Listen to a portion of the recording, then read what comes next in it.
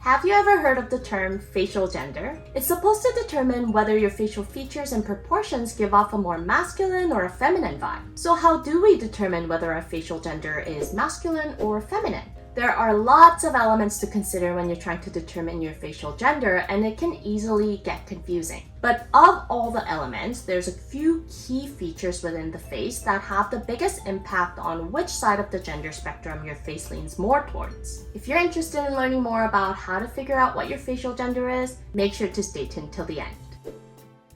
I've actually brought up this topic in one of my videos in the past about long versus short hair. In that video, I explained that the way our eyes recognize a face as being more masculine or feminine is by looking at the curvature of the lines. A face with more masculine features tends to have more straight lines, like an angular jawline, more hollow cheeks, a more prominent nose, etc. A face with more feminine features, on the other hand, tends to have more curves in the face, like a smoother bone structure, more plump cheeks and fuller lips, a smaller and less prominent nose, and so on. But I think using curvature alone is a little confusing in determining how masculine or feminine a face appears, because for most of us, we have a mix of straight and curved lines in our faces. So unless your facial gender leans really heavily towards one side of the spectrum, looking at curvature alone to determine the facial gender might seem kind of vague and confusing. So today I'm gonna focus on talking about two specific areas that have the biggest influence on determining your facial gender, and these areas are the T-zone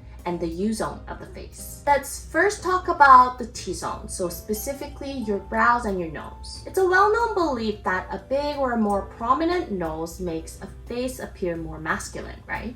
And it's true to an extent because statistically, on average, men's noses are about 10% bigger than females. But a more prominent nose bridge alone doesn't necessarily add a ton of masculinity to the face. If that were the case, then Caucasians, who generally have more prominence in their nasal bone structure than East Asians, for example, would all be considered to have more masculine faces. But that's not necessarily the case. What we really need to look at in conjunction with the nasal bone is the prominence in your brow bones as well. In traditional terms, we tend to associate deep-set eyes with masculinity, and that's because when the eyes are deeper set, the brow bones appear to protrude more forward. And what happens with this effect is that the distance from your eyes to the brows becomes shorter. And when this distance is short, it creates a more stern and a stronger impression. To show you a visual example, here's a photo of me, and if the distance between my eyes and my eyebrows were shorter, like in the right photo, you can see how I look a little more stern and serious, and this effect adds masculinity to the overall look. Strong and more prominent brows have been in trend for many years in makeup now, but this trend is not really suitable for everyone.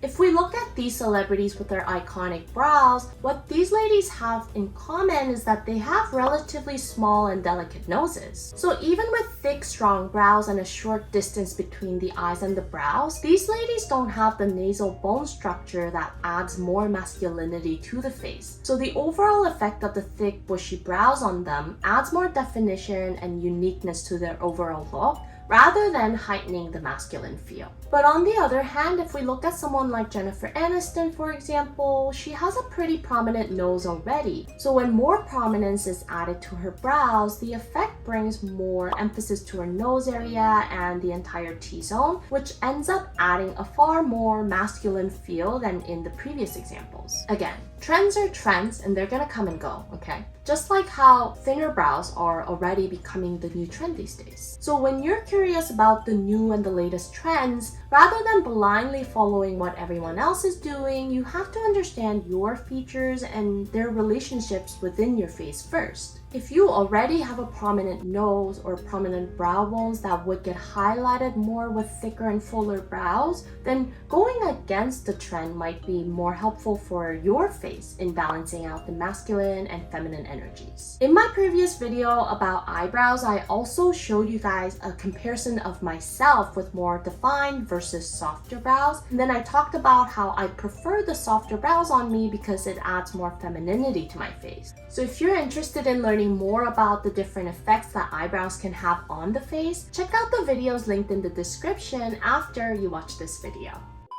The second area of the face that has the biggest impact on your facial gender is your U-zone. As you can tell by the name, it's your lower facial outline. Prominent and more angular bone structure in general is a characteristic we traditionally associate with masculinity, but I personally don't think that prominent cheekbones have a big impact on determining your facial gender. If you remember from my last video on Bella and Gigi Hadid, I mentioned how Bella's cheekbones have become a lot more prominent over the years, but the added prominence in the cheekbones doesn't necessarily make her look more masculine. If anything, it's the emphasized jawline as a result of fat loss and heavy contouring that adds more masculinity to the look. If we compare these two photos, the left is the original and the right is a Photoshop version where I've removed the prominence in the jawline.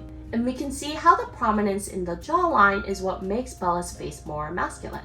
On the other hand, if we compare these two photos, this time I've removed the prominence in the cheekbones. And the impact that the cheekbones have on facial gender is not as big as it was with the jawline. So when it comes to facial gender and bone structure, between the cheekbones and the jawline, a stronger jawline has a much bigger impact on making the face appear more masculine than stronger cheekbones. If we look at these faces that we would call quote-unquote traditionally masculine, for example, they don't necessarily have very defined cheekbones, but all of them have very wide and angular jawline. Now, when we're looking at the U-zone though, the shape of your chin also plays a role. Generally speaking, a more masculine bone structure has a wider and more blunt chin. And this bluntness adds prominence to your lower face. I think there is some belief out there that a longer chin adds masculinity to the face as well, but I don't necessarily think it's the length alone that has this effect. When the lower third of your face is longer, more emphasis is going to be placed on the area, so it's true that any elements in your lower face are going to be highlighted more and appear more prominent when you have a longer lower third. So if you already have a strong jawline, for example, then a longer chin would emphasize that more. If we look at Zoe Kravitz, she must have gotten some filler on her chin to make it pointier and longer, and it's not necessarily the longer chin itself that adds more masculinity to her look, but it's more so the lengthened chin adding to the emphasis that's brought to her lower face, and it ends up highlighting Zoe's jawline more. Zoe has a long top third compared to her middle and lower thirds, so naturally our eyes are going to be drawn more to her forehead. And the intent of the chin filler is to lengthen her chin so that there's more proportional balance between her top and lower thirds, which would draw less emphasis to her forehead. I understand the theory and the intent behind the chin filler, but in my opinion, Zoe's jawline is already so strong and prominent that she really doesn't need the added emphasis in the area. I think it masculinizes her face unnecessarily and kind of in an unflattering way. I know that a super chiseled jawline these days is a very sought after look, whether you're a male or a female, but to me, the effect seems so unnatural on Zoe. And this is why I usually don't recommend plastic surgery. I think that theoretically and proportionally, a lot of things can make sense, but in reality, the results can really vary by the person, and it could end up highlighting or emphasizing an area too much. Personally, I liked Zoe's chin before the filler because with the shorter lower third, I think she looked more youthful, and she was already so gorgeous that even though there was a little more emphasis brought to her forehead, I thought using a pixie cut that just covers the top of her hairline was a good enough way for her to bring more proportional balance to her face. But these are also my personal preferences and my perspective. I mean, Zoe Kravitz, or anyone for that matter, can do whatever they want to their appearance as long as it's not harmful towards anyone else. I just personally prefer less permanent techniques, but I don't know, maybe my perspective will also change one day. So, understanding the prominence in your T-zone and your U-zone can give you a general direction of which side of the gender spectrum your face leans more towards. Obviously, there's more elements to think about if you deep dive into the details, but these are the two major areas that have the biggest impact. And being more on the masculine side is different from having a manly appearance. Most of us have a mix of masculine and feminine elements in our faces. And all these examples that I've used today, they all have some level of quote-unquote masculine elements in their faces, But those features are also what differentiates them from others and give them the unique beauty that we're so drawn towards. So I'm explaining these concepts not because I want to bring any kind of negative feelings towards certain features, but because I want to share the knowledge with you that sure, certain features can make a face more masculine or feminine, but depending on your preference and the rest of your face, there's ways to accentuate or diminish the effects of these features without completely changing them. Because at the end of the day, these are also the features that can make you stand out from everyone else. I hope you found today's video helpful. Here is the eyebrow series that I was talking about earlier, so check these out next if you haven't already. I'll see you in my next video, and until then, stay unique and stay gorgeous.